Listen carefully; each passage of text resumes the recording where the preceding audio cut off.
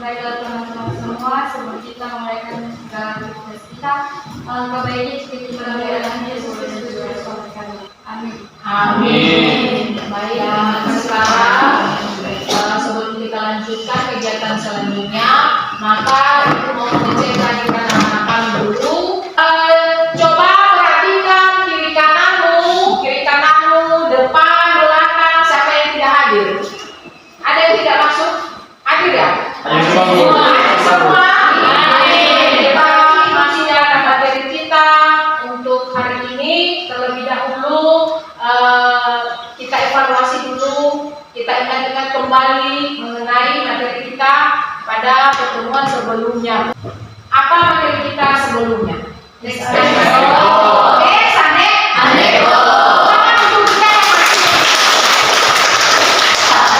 Baik, Ibu minta siapa yang bisa menyampaikan kepada kita apa saja yang kita bahas tentang teks anekdot. Saya Bu. Oh, Sica.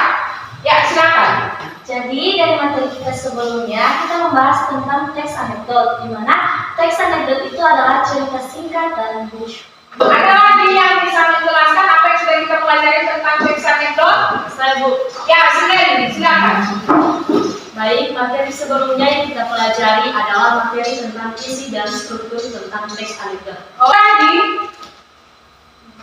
Baik, kalau tidak ada lagi, kita agar anak-anak kami bisa lebih memahami materi yang kita pelajari pada hari ini. Jangan hanya 2 orang minggu depan yang bisa menjelaskan kembali. Jadi Bu harapkan apa materi yang kita pelajari hari ini, minggu depan semua bisa berdiri dan menjelaskan kembali. Oke, hari ini kita masuk pada materi pembelajaran kita, yaitu mengenai teks laporan hasil observasi. Laporan di mana di sini adalah nanti kita mempelajari tentang menganalisis teks laporan hasil observasi. Jadi di sini nanti kita melakukan kegiatan analisis. Kita analisis kegiatan LHO. LHO itu adalah singkatan dari laporan hasil observasi. Baik, sebelum kita masuk pada kegiatan selanjutnya, saya lihat anak-anak kami karena ini juga sudah jam siang, sudah ada yang lapar, sudah matanya layu, ada yang mengantuk. Jadi untuk itu, kadang-kadang kalau kita setuju,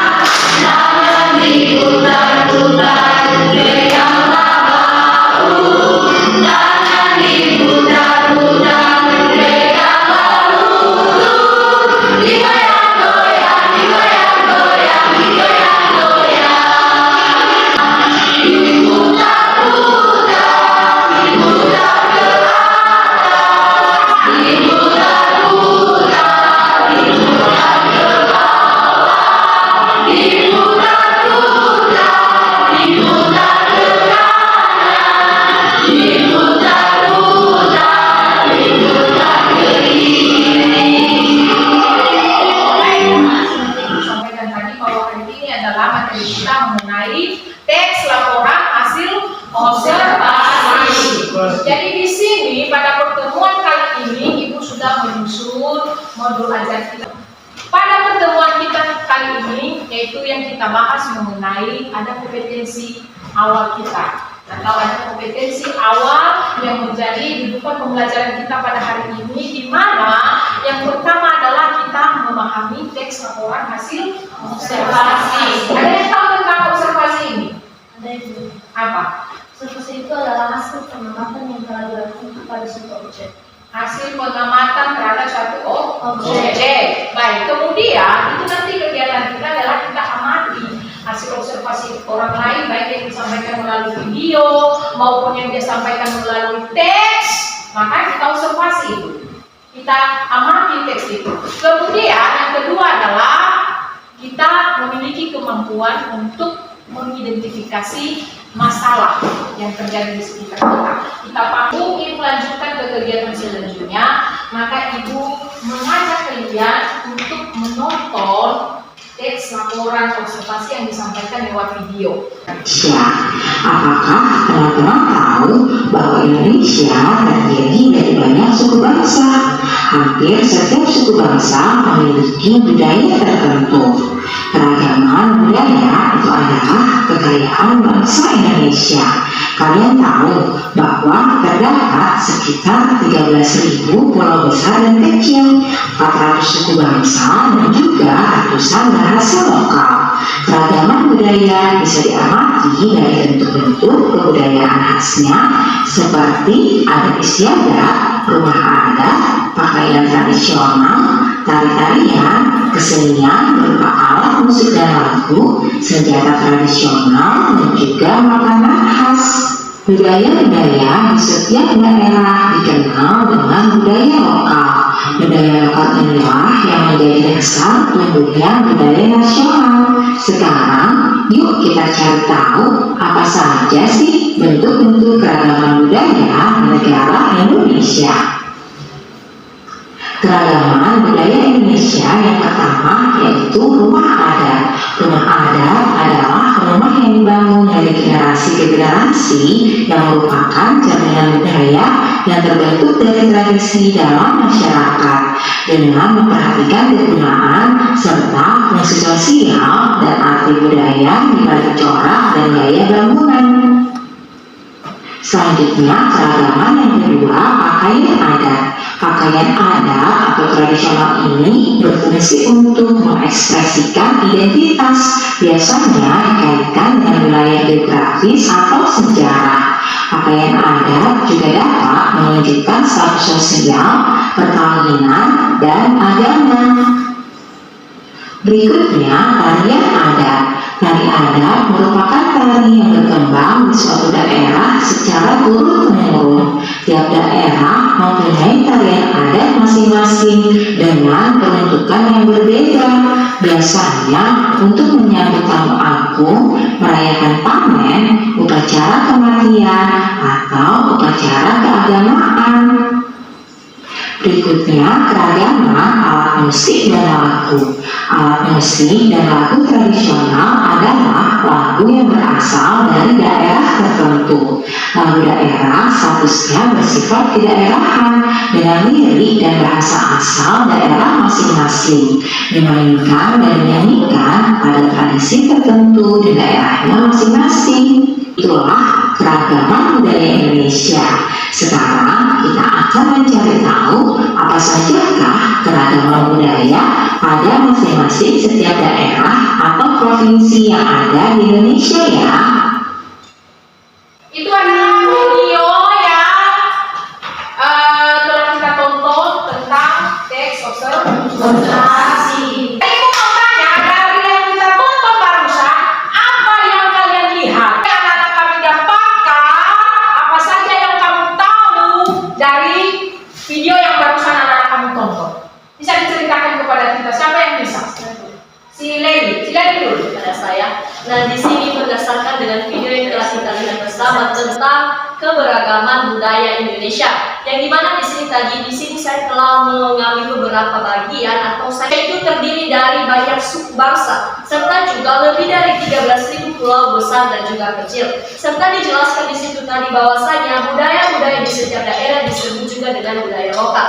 Nah, di sini tadi ada beberapa keragaman atau keunikan dari budaya Indonesia ini. Yang pertama adalah rumah adat, yang kedua adalah pakaian adat. Tentunya dalam pakaian adat ini juga berfungsi dalam mengekspresikan identitas, merupakan salah satu identitas bagi setiap daerah. Baik, sebentar. Baik, dari video yang telah dipaparkan tadi, kita akan mulai dari profil suku dan pulau, yang dimana Indonesia ini dikenal dengan negara kepulauan yang memiliki kurang lebih 13.000 pulau, baik ini yang besar dan kecil, dan kurang lebih 400 suku. Baik, terima kasih dokter. Kemudian tempat sudah kita tonton itu adalah dengan laporan hasil observasi yang telah dilakukan oleh seseorang. Nah, untuk apa manfaatnya kepada kita membaca teks laporan observasi orang lain? Agar kita bisa mengetahui tentang sesuatu objek yang belum kita kunjungi, yang mana objek itu belum kita tahu, tetapi ketika kita melihat daripada teks laporan observasi, maka kita bisa memahami dari suatu objek tersebut. Baik, jadi di sini juga tidak jauh berbeda dari teks video tadi adalah mengenai keragaman budaya. Jadi pada teks ini adalah mengenai rumah adat. Jadi kami minta kepada anak kami si Yasman lah, coba didengarkan. Rumah adat Indonesia. Rumah adat adalah bangunan yang memiliki ciri khas khusus yang digunakan untuk tempat hunian oleh suatu suku bangsa tertentu. Bangunan ini merupakan salah satu representasi kebudayaan yang paling tinggi dalam sebuah komunitas suku atau masyarakat. Rumah adat di Indonesia sangat beragam dan mempunyai arti yang penting dalam sejarah, warisan dari kemajuan peradaban masyarakat. Observasi ini tentang apa? Indonesia. Sebelum kita masuk pada rumah adat Indonesia, saya tanya dulu. Di Pulau Nias ada rumah adat atau tidak? Bagaimana ciri-ciri dari rumah adatnya? Ciri dari rumah adatnya ini pada umumnya atasnya dari daun rumbia. Ya, jadi kemungkinannya mungkin suku tersebut menggunakan daun rumbia ini karena untuk boleh diganti dan tidak didapat. Dan ciri-ciri yang lainnya itu bangunan berbentuk persegi, tentunya seperti segitiga, dan dibangun tanpa menggunakan paku. Nah, jadi baik, terima kasih dokter. Ada lagi yang tahu? Ibu. Ya, silakan. Rumah adat Nias juga menggunakan kayu-kayu yang besar untuk terbuat. Oke, menggunakan kayu-kayu yang besar. Beda dengan bangunan kita saat ini, ada semennya, ada besinya hanya segini, tapi kokohnya sangat kuat. Beda dengan rumah adat. Rumah adat itu bagaimana rumah adat yang disampaikan pada teks itu adalah memiliki keunikan tersendiri. Baik, sekarang kita lanjut pada materi ajar. Observasi itu adalah teks LHO ini adalah merupakan hasil pengamatan. Pengamatan itulah yang disebut dengan teks laporan hasil observasi. Kemudian teks laporan hasil observasi ini memiliki beberapa ciri. Ada beberapa ciri yang ada di depan kita, yaitu yang pertama, hasil dari pengamatan atau penelitian. Itu seperti yang dijelaskan tadi bahwa teks prosedur itu adalah ada teks prosedur itu karena hasil pengamatan atau penelitian dari seseorang atau kelompok. Kemudian adalah bersifat universal. Yang ketiga adalah menggunakan bahasa yang baik dan benar. Jadi teks yang kita buat itu nanti adalah untuk kita terbitkan, untuk dilihat oleh orang lain. Maka bagaimana mereka melihat, bagaimana mereka memahami apa yang kita tulis dalam teks tersebut kalau kita tidak menggunakan bahasa-bahasa yang baik. Termasuk nanti di sini anak-anak kami mengobservasi, mengevaluasi. Apa yang kita evaluasi? Bahasanya, strukturnya, ciri-cirinya, kebahasaan kebahasaannya lengkap atau tidak. Yang berikut adalah Pernyataan umum, deskripsi bagian, deskripsi manfaat. ya. Berarti struktur daripada teks laporan observasi itu terbagi dalam 3. Apa yang disebut dengan struktur? Berarti bagian-bagian yang ada di dalam teks observasi. Yang kedua adalah ada Deskripsi bagian, dan yang ketiga adalah deskripsi manfaat. ada juga yang disebut dengan kaidah berbahasa. Bahasa. Yang pertama kaidah perbahasaannya adalah menggunakan kata benda. Kata benda. Kata benda contoh kata benda. Kursi, meja, kursi, lemari, sapu, apa yang ada di sekitar kita itu adalah kata-kata benda. Dan yang ketiga adalah ada yang disebut dengan konjungsi. Jadi di dalam membangun sebuah atau menulis sebuah teks LHO atau laporan hasil observasi, selain memperhatikan strukturnya, maka kita juga memperhatikan kaidah kebahasaannya. Ada kata kerja, ada nomina, dan ada konjungsi. Jadi itu kepada anak kami dari yang Ibu sampaikan, apa yang kurang dimengerti tentang materi kita akan dipertanyakan. Saya Bu. Dalam penjelasan tentang teks observasi, mengapa kita harus melakukan atau menulis teks observasi? Baik, kita bisa menanggapi. Kita harus melakukan atau menulis teks observasi dan berguna untuk kita dan juga berfungsi untuk memberikan informasi kepada orang lain. Ada lagi pertanyaan berikutnya? Ada Ibu. Ya, silakan si Putri. Terkait dengan materi kita hari ini yang menjadi pertanyaan saya, bagaimana jika di dalam tes observasi itu kaidah kebahasaannya tidak lengkap? Oh, yang bisa menanggapi? Saya Bu. Suatu teks laporan observasi itu tidak lengkap kaidah kebahasaan, maka teks observasi itu dianggap tidak lengkap karena kaidah kebahasaan itu merupakan suatu ketentuan di dalam terwujudnya sebuah teks observasi. Baik, terima kasih. Tepuk tangan untuk anak-anak. Seterusnya kegiatan kita adalah Ibu akan membagi anak kami dalam 4 kelompok, sehingga di sebelah kanan kelompok 2, kelompok 3 dan kelompok 4. Perhatikan di atas ada yang apa yang ditanyakan di atas yaitu anak LKP dan KPD. LKPD itu adalah yang ada susah. Di sini ada soal dan ada materi yang perlu anak-anak kami bahas, dan setelah itu nanti akan kita presentasikan di depan kelas. Baik, selamat mengerjakan tugas kelompoknya.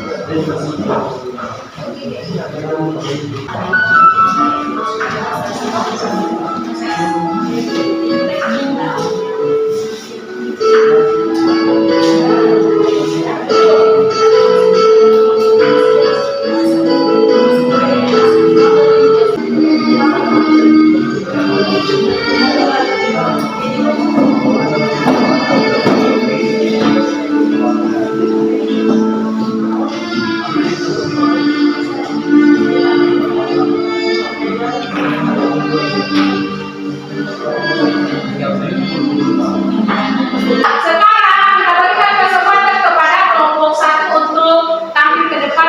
Oke, silakan. Baik, saya akan menyajikan hasil dari presentasi kelompok. Faktor apa saja yang mempengaruhi keragaman budaya Indonesia?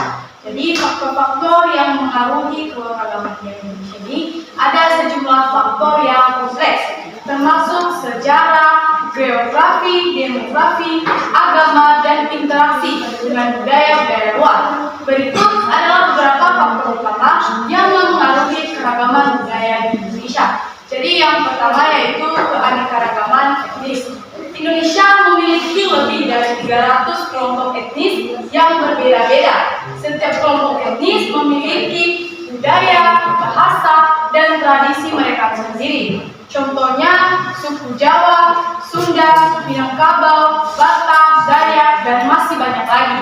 Yang kedua, sejarah dan penjajahan. Sejarah Indonesia yang paling panjang yaitu termasuk masa penjajahan Belanda, Jepang, dan pendudukan oleh negara-negara lain yang telah memberikan kontribusi pada perubahan budaya dan pembentukan identitas nasional. Terima kasih, sekian sudah saya sampaikan.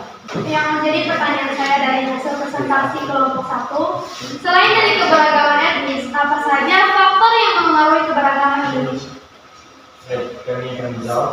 Pada keragaman etnis, sejarah dan penjajahan, serta agama juga menjadi faktor yang mempengaruhi keberagaman budaya. Persangkaan Kak. Yang menjadi sangkaan saya dari pertanyaan jawaban saya, mengapa faktor agama menjadi faktor yang mempengaruhi keberagaman budaya?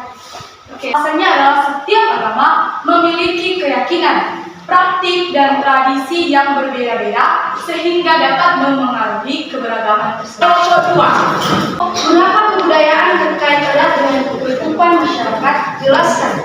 Kebudayaan sangat erat terkait dengan kehidupan masyarakat karena merupakan kerangka kerja yang mengarahkan dan membentuk cara orang hidup, berinteraksi, dan memahami dunia di sekitar mereka. Beberapa alasan utama mengapa kebudayaan sangat terkait erat dengan kehidupan masyarakat adalah sebagai berikut. 1. Identitas dan jati diri. 2. Pola perilaku. 3. Sistem nilai. 4. Pengorganisasian sosial. 5. Pemeliharaan tradisi dan warisan budaya. 6. Media komunikasi. 7. Adaptasi dan inovasi. Baik, jika ada pertanyaan, silakan. Ya, silakan. Ini ada satu pertanyaan, yaitu jelaskan satu contoh kebudayaan Nias yang masih diwariskan sampai sekarang. Baik, saya akan menjawab. Kebudayaan Nias yang masih diwariskan sampai sekarang adalah tari mainan, lompat batu, dan tari moy. Terima kasih. Tepuk tangan untuk kelompok 2. Selanjutnya kelompok 3. Teks observasi yaitu kebudayaan Indonesia. Di mana di sini teks ini menyatakan bahwa Indonesia dikenal dengan keanekaragaman budaya. Indonesia juga terdiri atas beragam suku dan kepulauan. Setiap budaya yang lahir memiliki ciri khas masing-masing. Itulah yang menjadi kekayaan budaya Indonesia yang tak ternilai harganya. Dan ada pun pertanyaan yang ada di lembar KPD tersebut, yaitu menurut kalian apakah gambar tersebut sesuai dengan isi teks? Jelaskan jawaban kalian. Jadi menurut kami gambar tersebut sesuai dengan isi teks observasi, yaitu mengenai keberagaman budaya, karena di mana pada gambar tersebut menunjukkan kepada kita tentang keberagaman baju adat, yang dimana baju adat tersebut menunjukkan identitas maupun ciri khas suatu budaya tertentu. Demikian. Baik, demikian hasil presentasi kami. Jika ada pertanyaan dari teman-teman, kami persilakan. Apakah hanya pakaian adat saja yang menjadi keberagaman budaya Indonesia? Baik, langsung saja kami jawab. Di Indonesia tidak hanya baju adat saja yang menjadi keberagaman, di mana ada keberagaman dari makanan khas, senjata ataupun alat yang digunakan dalam berkebun, dan lagu ataupun dan juga ada baik, sekian yang bisa kami sampaikan. Presentasi terakhir dari kelompok 4, tolong dipahami, diperhatikan. Selamat siang teman-teman. Siang. Tulislah kalimat yang terdapat dalam teks sesuai bagian teks laporan hasil observasi ke dalam kolom berikut. Nah, di sini sesuai dengan yang kita lihat, coba kita lihat bersama teks yang sudah kita punya. Di situ terbagi, bisa kita lihat terbagi atas 3, yaitu pernyataan umum, deskripsi bagian, dan deskripsi manfaat. Jadi bisa kita ambil kesimpulan bahwasanya pada paragraf pertama itu tercantum atau tergolong dia pada pernyataan umum. Pada paragraf kedua dan ketiga itu adalah deskripsi bagian, dan pada paragraf keempat itu adalah berupa deskripsi manfaat. Saya kembalikan kepada Mira. Yang menjadi pertanyaan kami dari kelompok 1 yaitu apa yang dimaksud dengan deskripsi manfaat? Ya, terima kasih. Baik, saya akan menjawabnya apa yang dimaksud dengan deskripsi manfaat. Deskripsi manfaat adalah paragraf yang berisi berbagai manfaat dari objek penelitian yang disusun sedemikian rupa hingga membentuk struktur tentang manfaat. Oke, seperti itu. Jadi sekian dari presentasi kami. Jika ada kata-kata yang tidak sesuai, mohon maaf. Ya, Ho. Ya, Silakan ke belakang. Mari. Baik, terima kasih. Baik. Anak-anak kami, terima kasih atas partisipasinya, semangatnya dalam pembelajaran hari ini, baik dalam menganalisis informasi, dalam bentuk tugas kelompok, dan kita sudah mempresentasikannya. Tetapi dalam hasil presentasi kelompok, Ibu sudah menilai, maka tentunya nilai itu adalah berbeda-beda. Ibu sebutkan nilai tertinggi tentang untuk kita semua. Di dalam presentasi kelompok kita, yang mendapatkan nilai paling tinggi di sini adalah kelompok 3 dengan nilai 90 tentang. Jadi kesimpulan dari pembelajaran kita hari ini, mari kita baca secara bersama-sama yang sudah ditayangkan di atas.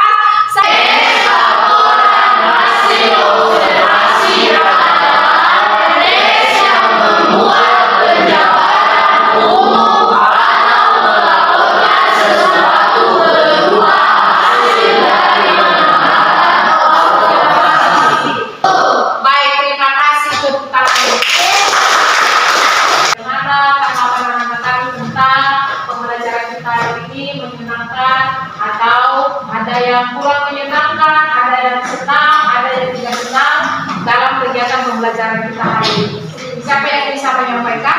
Saya, Bu. Ya, sampai Saya sangat senang ya untuk pembelajaran hari ini karena walaupun sudah siang tetapi tidak menimbulkan ngantuk karena Ibu juga mengajarnya sangat seru, kita bisa menonton video, ada juga speaking. baik, terima kasih. Maka kepada anak-anak kami sebelum kita akhiri, silakan belajar di rumah dan pelajari apa materi yang sudah kita pelajari hari ini, dan silakan petugas doa untuk memimpin kita di dalam doa. Mari kita bersatu dalam doa.